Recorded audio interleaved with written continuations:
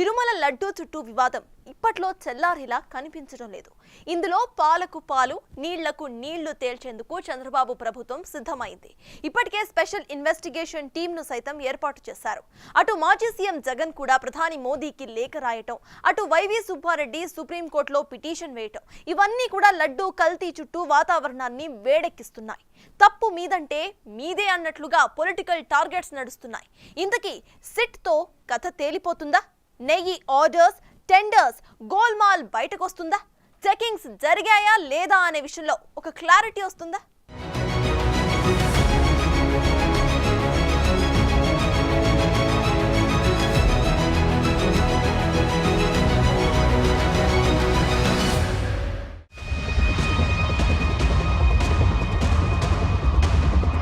తిరుమల లడ్డూ కల్తీ వ్యవహారంలో ట్విస్టులు. తప్పు ఎక్కడ జరిగిందో తేల్చే పనిలో సిట్. ప్రాయశ్చిత్త దీక్షలో పవన్ కళ్యాణ్.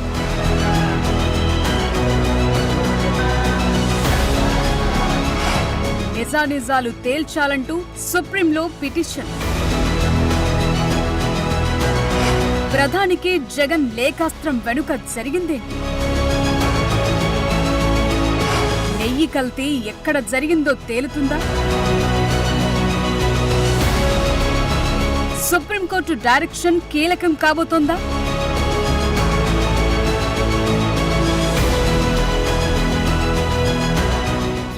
తిరుమల లడ్డు చుట్టూ వివాదం ఇప్పట్లో ముగిసేలా కనిపించడం లేదు. ఎందుకంటే ఇది కోట్లాది మంది భక్తుల మనోభావాలకు సంబంధించిన విషయం. చాలా పవిత్రంగా తయారు చేయాల్సిన పదార్థం ఇది. దీని చుట్టూ వివాదాలు ముసురుకోవటంతో మీదంటే మీదే తప్పని ప్రధాన పార్టీల మధ్య జగడం నడుస్తోంది. నెయ్యిలో జంతువుల కొవ్వు కలిసిందని ఏపీ సీఎం చంద్రబాబు చెప్పటం, వాటితో పాటే రిపోర్టులు బయటపెట్టడం జాతీయ స్థాయిలో తీవ్ర దుమారానికి కారణమైంది. మరోవైపు తిరుమల పవిత్రతకు జాతీయ స్థాయిలో ఇబ్బంది కలిగే చంద్రబాబు దుష్ప్రచారం చేస్తున్నారని జగన్ ఆరోపించడంతో మ్యాటర్ చాలా దూరం వెళ్లింది.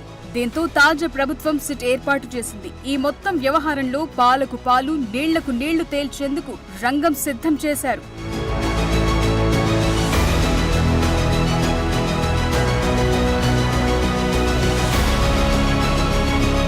తిరుమల వెంకటేశ్వర ప్రసాదం లడ్డు తయారీలో కలిపే నెయ్యి కల్తీ అయిందని ప్రభుత్వం అంటుంటే అసలు అలాంటిదేమీ లేదని, కల్తీగా ఉన్న ట్యాంకర్లను వెనక్కు పంపించామని మాజీ సీఎం జగన్ అంటున్నారు. సో ఇక్కడ అస్సలు మ్యాటర్ ఏంటన్నది బాహ్య ప్రపంచానికి, ముఖ్యంగా వెంకటేశ్వర స్వామి భక్తులకు తెలియాలి. నెయ్యి టెండర్లు ఎవరు పిలిచారు, ఎలా పిలిచారు, టెస్టులు ఎలా చేశారు, చూసి చూడనట్లు వదిలేశారా? 320 రూపాయలకే కిలో ఆవు నెయ్యి అసలు వస్తుందా? ఇలాంటి డౌట్ల చుట్టూ సిట్ ఇన్వెస్టిగేషన్ జరగబోతోంది.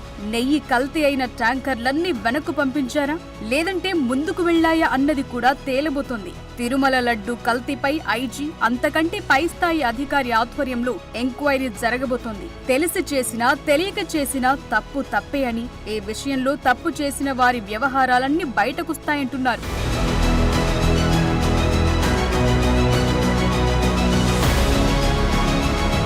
తిరుమల లడ్డు చుట్టూ ఇన్నాళ్లు జరిగిన వివాదం వేరు, ఇప్పుడు జరగబోయేది వేరు. ఎందుకంటే ఆరోపణలు ప్రత్యారోపణలు ముగిశాయి. ఇప్పుడు నిజాలు మాత్రమే బయటకు రావాల్సి ఉంది.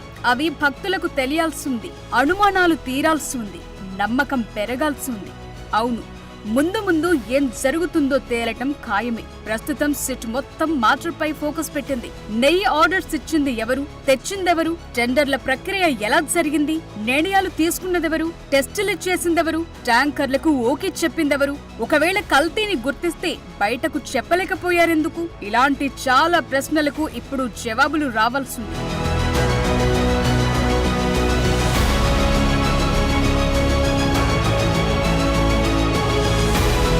ఈ వ్యవహారం ఇలా ఉండగానే లడ్డు వాదోపవాదాల విషయంలో మరో బిగ్ ట్విస్ట్ తెరపైకొచ్చింది. ఈ మొత్తం ఇష్యూలో నిజానిజాలు తేల్చాలని చాలా మంది ఇప్పటికే సుప్రీంకోర్టు సీజేకు, అలాగే ప్రధాని, హోంమంత్రులకు లేఖలు రాశారు. తాజాగా మ్యాటర్ సుప్రీంకోర్టుకు చేరింది. టీటీడీ మాజీ చైర్మన్ వైవి సుబ్బారెడ్డి, ఇంకోవైపు మాజీ రాజ్యసభ ఎంపీ సుబ్రహ్మణ్య స్వామి వేరువేరుగా సుప్రీంలో పిల్స్ దాఖలు చేశారు. తిరుమల లడ్డు వ్యవహారంలో ఏపీ సీఎం చంద్రబాబు కామెంట్స్ పై విచారణ చేయాలని సుబ్రహ్మణ్య స్వామి సుప్రీంకోర్టుకు విజ్ఞప్తి చేశారు. అంతేకాదు సుప్రీంకోర్టు పర్యవేక్షణలో విచారణ జరగాలని పిల్ దాఖలు చేశారు. మరోవైపు వైవి సుబ్బారెడ్డి కూడా సీన్లోకి ఎంటర్ అయ్యారు. విచారణ కోసం కమిటీని ఏర్పాటు చేయాలని, ఈ వ్యవహారంపై సుప్రీంకోర్టు రిటైర్డ్ జడ్జితో గాని నిపుణులతో గాని ఎంక్వైరీ చేయాలని కోరారు. ఇది ఎవరు చెప్పాలి మీకు? ఖచ్చితంగా గౌరవ కోర్టు వారి దృష్టికి తీసుకుపోతాం. ఇది అన్యాయము, అక్రమం వాళ్ళ ప్రచారం అని. కానీ మీరు చేయాల్సినటువంటి అక్రమైనటువంటి దుర్మార్గమైన ప్రచారం ప్రజల్లోకి వెళ్ళిపోయింది కదా. ఎవరైనా బంగారులో ఇత్తడి కలుపుతాడు కానీ ఇత్తడిలో బంగారు కలుపుతారా? మిమ్మల్ని అడుగుతున్నారు. రాగిలో బంగారు కలుపుతాడా? 319 రూపాయలు కిలో ఉంటే 1400 రూపాయలు తెచ్చి కలిపి నేను లబ్ధి పొందుతానా?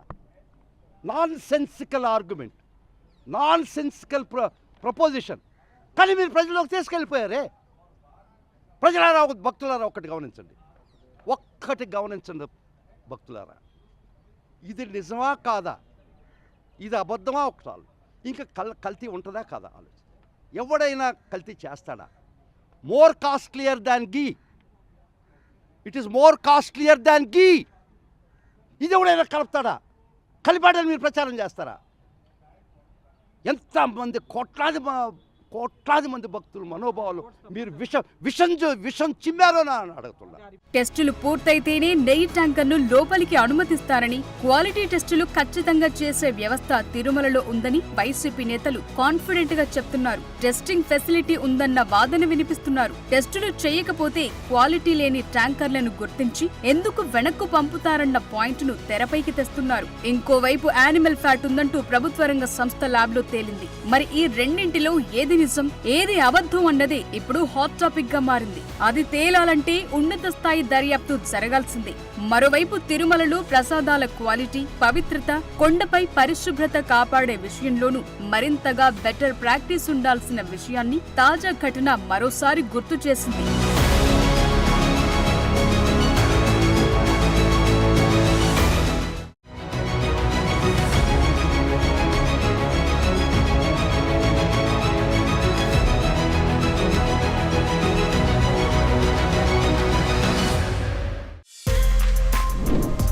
For more videos like this, subscribe Big TV channel.